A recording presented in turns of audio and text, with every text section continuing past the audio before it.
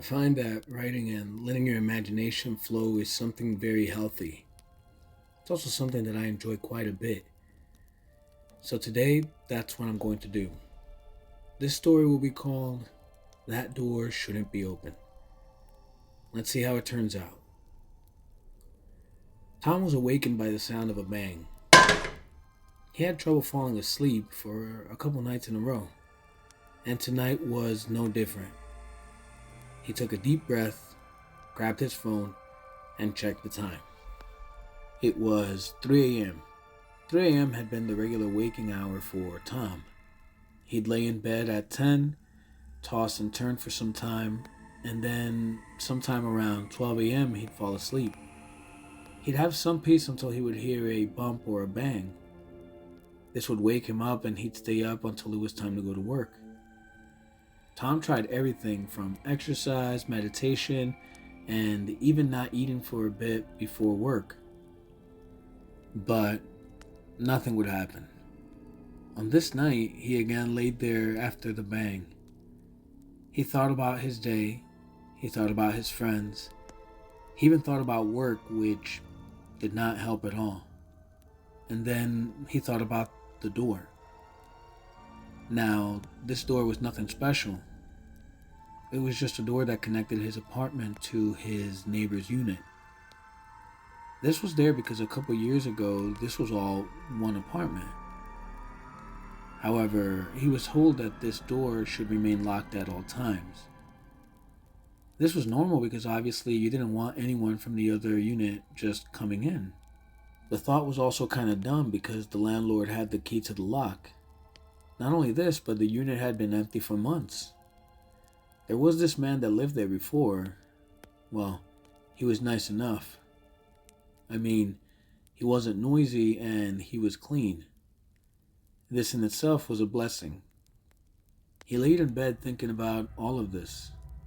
It was kind of upsetting though. Why would he be thinking about this at this very moment? What a creepy thought to think that only a door separated him from a strange unit. Was it his intuition, he thought? That thing that kept us alive in the past. The thing inside us that made our spine shiver when we saw a dark jungle.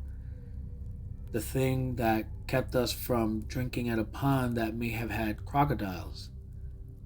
He suddenly had the urge to get up and take a look at the door.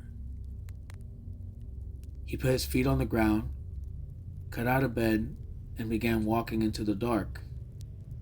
He opened the door of his room and looked down the dark hallway. There it was, the door, and it was closed. He felt a sudden relief and even felt silly about how he felt. He then decided to go to the bathroom, and while in the bathroom, he felt a breeze from under the door. This was normal though, normal enough. It is an old unit. He finished up, opened the door slowly, and looked at the door again. It was locked. He then went back to his bed, comforted by the fact that there was nothing wrong.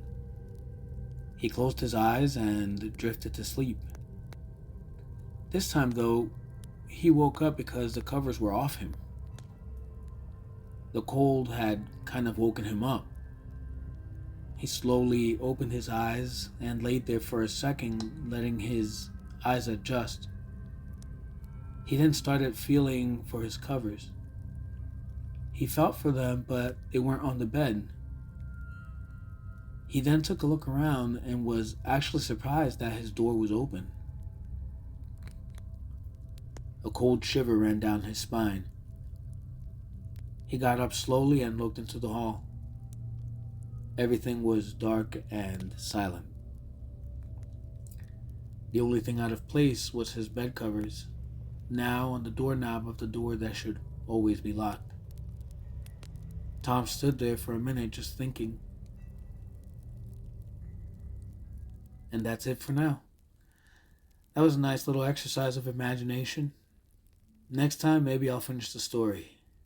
Thanks for listening.